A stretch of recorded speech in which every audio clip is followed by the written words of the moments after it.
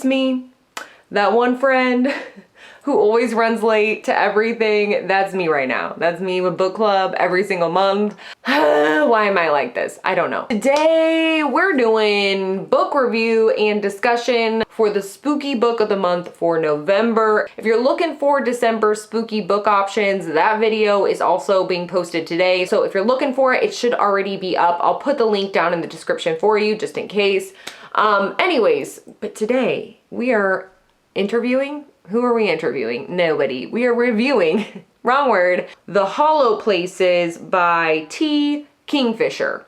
All right, so if you're new here to book club, this is the first time you've been to the discussion and or review. Typically what I do is a quick, like super quick review. I'm not really that good at the full-on review. I just like chit-chatting about some of the things in the book, talking to you guys about it down in the comments, and that's pretty much what we do here. So I do a quick review and then I jump into spoilers, and I'll let you know before that happens just in case. And then we'll have an open discussion. I'll talk about some of the things that stood out to me in this book, and then we can talk about it down in the comments. You can have a totally open, like just mention whatever you want to mention, anything that stood out to you, your favorite parts or your favorite characters, or if you liked it, if you didn't like it, whatever you want to do. You can do a full-blown review, you can ask questions, whatever you want to do down in the comments. So I'm just going to give a brief overview. So The Hollow Places is about there's a lot going on, but it's about a woman who's going through a divorce. So she moves into / starts working at her uncle's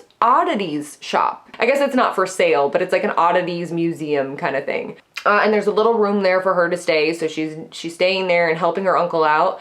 And she comes across this mysterious situation. I don't want to say too much. I don't know, what did it say? I think it said bunker. That's what it said in a bunker.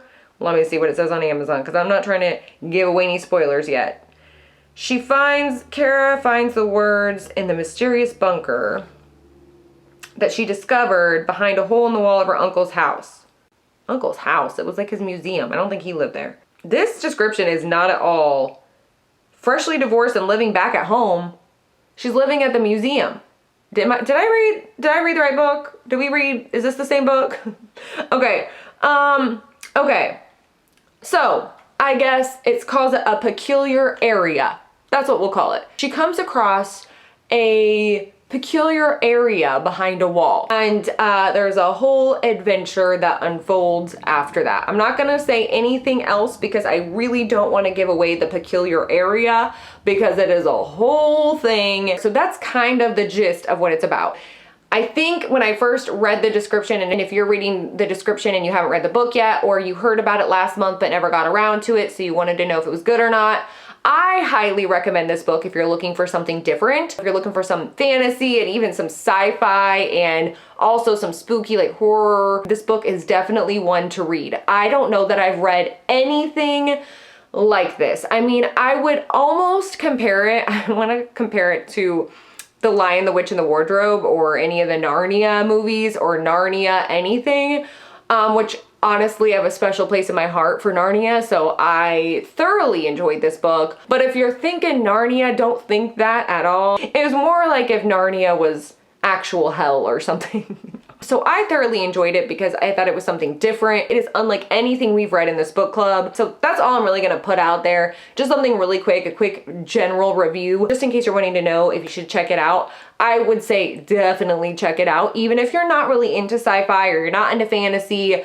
But if you do like spooky books or horror books, then I would still recommend this one, because I think it has a really good balance of it all, especially if you're wanting something different to read, wanting to mix it up a little bit. I would say definitely give this one a read. So yeah, anyways, I'm gonna move on to spoilers and the discussion part because I'm all excited. I've been waiting to talk to you guys about this. I have so many notes, all the feels. I don't even know what's happening. So I'm gonna look at my notes really quick. And as I'm doing that, if you haven't read this book and you don't wanna know spoilers, I'm gonna let you get off of here while I look up my notes. Where is this? Where is it? Seriously? I didn't delete it, did I? What? Oh my gosh, I thought I lost all those notes. Okay, hopefully you're gone if you didn't want to know spoilers, because we're just gonna move right into the spoilers. All right, so what do we think of The Hollow Places? Did you like it? What'd you think? I have a whole bunch of things written down, but I think I'm just gonna start with just some general things, characters, and then just kind of let it go into whatever we end up talking about. And then I can revisit my notes and see if I forgot anything. So let's talk about the characters first, because I feel like the one thing I kept seeing, I did a little post, if you saw it over on the community tab, I just like said, hey, if you want to chit chat about what's going on or any thoughts as you're reading the book, let anyone know if there's any spoilers or whatever, but just, you know, like, I love Simon or whatever you wanted to put in there, and like it's not a spoiler, but you're just giving your general thoughts. So I think I'm just gonna keep doing that just so we can chit chat as we're reading the book if we want to. So I kept seeing over and over again how much everybody loved Simon. So I think it's fair to say that Simon was the star of this book. I love any bit of comedic relief on anything. Like anytime something's eerie or just like, you know, it's like taken to a point where you're like, ooh, and somebody just like says a joke or makes you laugh or is just sassy. I loved Simon's character. I feel like Simon would be 100% our friend around here and hanging out. I was like, yes, Simon, with the goth fishnet on. I thought that character was great and probably one of my favorites in book club so far. Also, the cat was brought up several times, and I think that's really funny and interesting and kind of like, I feel like the cat, and I don't want to say this too loud because Neens is napping behind me. I feel like the cat is like our familiar on this channel or it's our mascot or something, because so many books that we've read in this, well, I would say like at least 3 books in this book club that we've read recently even, there have been these cat heroes and I am loving it. I love these cats. I love their personalities and I love it when they save the day. Just all around the story was so, I was not expecting that. I think I was expecting this, I was expecting Pan's Labyrinth because that's what it said in the description, but I'm starting to think that description had no idea what they were talking about. And honestly, I didn't know, and you guys can tell me what you thought, but when I first started reading it and they went into the bunker, honestly, like I didn't know if I was gonna like it, really. Like I didn't know if I was gonna like the whole bunker thing and or if it was gonna get interesting, because when they first went into the bunker, I did not think it was that interesting or even that spooky. They're like, oh, a skeleton. And I'm like, oh, all right, a skeleton. Like, you know what I mean? I guess I just wasn't that interested or scared about what was happening. I wasn't really intrigued. I wasn't like, oh yeah, go deeper into whatever's happening here. I was just like, you can go back now. It's fine. But as they went out into the whatever world and the school bus situation and the guy with the intestines floating around. Okay, so here's my series of thoughts when it came to the intestine guy. Okay, here we go. I'm just gonna call him intestine guy. I don't remember his name. I said, okay, this starving person they just ran into, ... Oh Lord, now he's stroking his damn intestines in the water. He was stroking his intestines. I forgot about that part. I audibly gasped. I did. I really did, because did she think it was hair or what did she think it was? Something floating in the water? I don't know. But as soon as we found out it was his intestines, I was like, ooh. And my husband's like, are you okay? And I'm like, no, I don't think so. It was pretty gross, but exciting. I loved it. Okay. And then when they finally got back to their bunker and they went home, I was like, there's no way they're just gonna stay home because this book is not over. Every time they ended up back there, I was like, why are you back here? Can we just not come back to this place? I don't want to, because it was seriously the most boring place on the planet, which almost made it creepier and scarier, was that there was just like nothing there. Like you just go out into this world and there's nothing but just like grass or bushes or what was it? The willows or whatever it was. Like there was nothing there but just random mounds and bunkers and but every time they went back to that place, I was like, no, don't do it. Whatever happened in this book to make me really not ever want to read about that place again was very effective. Okay, but there were a couple things. I don't like to be too critical of books because I like to enjoy the ride, but there were a couple things that stood out to me. It may catch your ear and you may want to discuss down in the comments. But a couple of things. Okay, first of all, the diary. I really liked the aspect of the diary and reading about what was going on.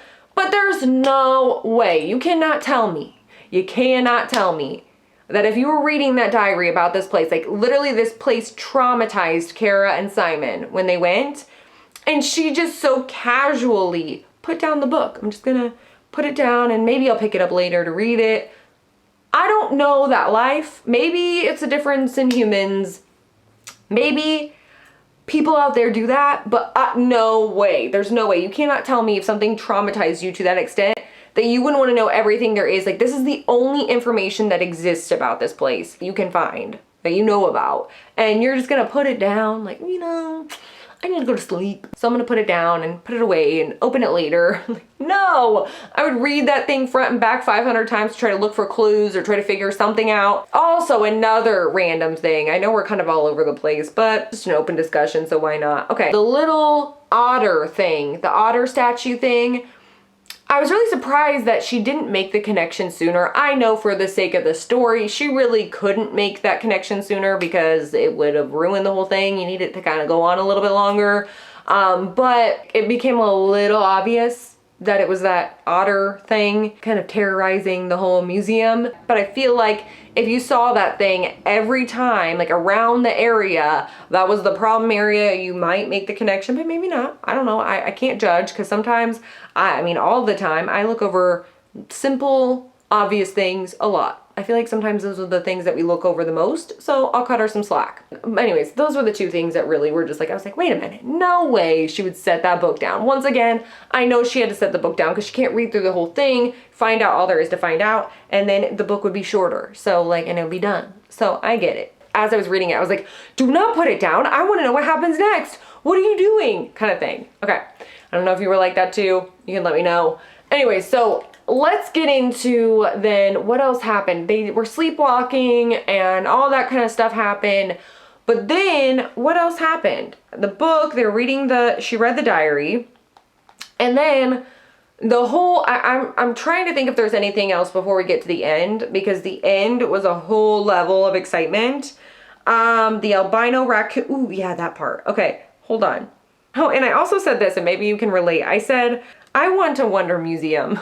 And I really do want a Wonder Museum. I want my own. As I was reading about it, I kept getting all excited. I'm like, I love all the things in this museum, and it makes me want one. It makes me want to move to a small town and start some weird, like, obscure museum. Would you guys go to it? Would you hang out with me there?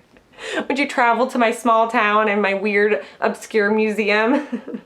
It's like that's like a dream. Like, that is like a dream job. I would love to do that. Okay. Anyways, oh, here we go, about the missing albino raccoon. And it says, the raccoon attacked her at the store, and finally she figures out the otter carving is the problem. Okay, wait, but I thought with the raccoon, wasn't there like a fight between the raccoon and the cat first? She thought it was an animal, like she thought it was a rat, or I can't remember what, a possum, I don't know, I don't remember what she thought it was, but this taxidermy raccoon attacking her reminded me of some of those like old 80s like movies where the like toys come alive, or in my mind I'm just imagining this taxidermy raccoon attacking somebody, and it just is a whole visual experience for sure. Okay, then all the animals start to come alive in the museum. I was just imagining all these taxidermy animals like just like coming across the ground, and just like the mermaid flapping around. I don't know, but there was that whole thing was so spooky when the whole museum came alive, and I thought they were all going to attack her. So I was excited when it seemed like they were actually protecting her and not attacking her. They were there to help her. So then I have here that I was really upset that she ended up back in Bunkerville after all of that. At this point, her knee is all messed up from before, and she really can't move very quickly, and those things are like hovering over her or whatever. And I kind of was just imagining it as like an opening in the clouds, kind of like that something can like see her through the top, but like isn't coming through. I don't know if that's how it was, but that's what it seemed like.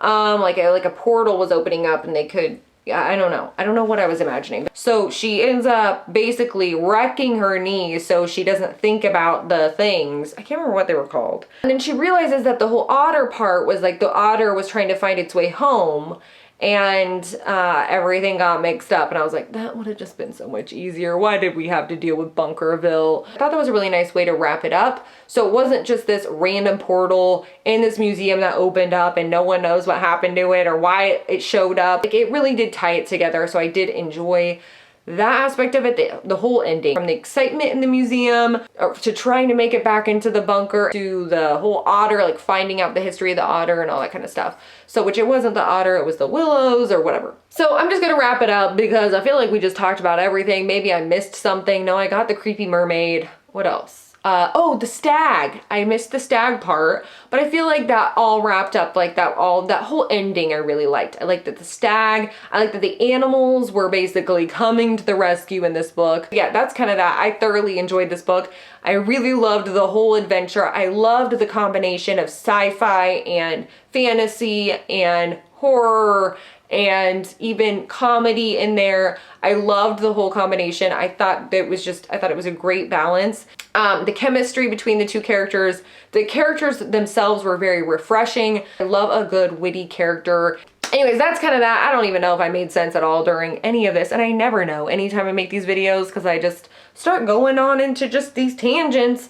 But if I said anything that stood out to you, that you agree with, that you disagree with, that you liked, any, like I said, any favorite parts, any favorite characters, anything like that, let me know down in the comments because I love chit-chatting about this kind of stuff. Anyways, that is it for this book discussion and review. If you like this video, you can give it a thumbs up, say hey, cool, hey down in the comments because you know I love talking to you. And of course, anything you want to chit-chat about down in the comments about this book of the month, The Hollow Places, yeah, down in the comments. Also, if you haven't checked it out already, the book club book options, spooky book options for December, I posted that in a video tonight as well, so that will be up already and should be up, and the poll should be up as well over in the community tab, so definitely check those out and if you want to. So anyways, thank you so much for watching and I will see you guys next time.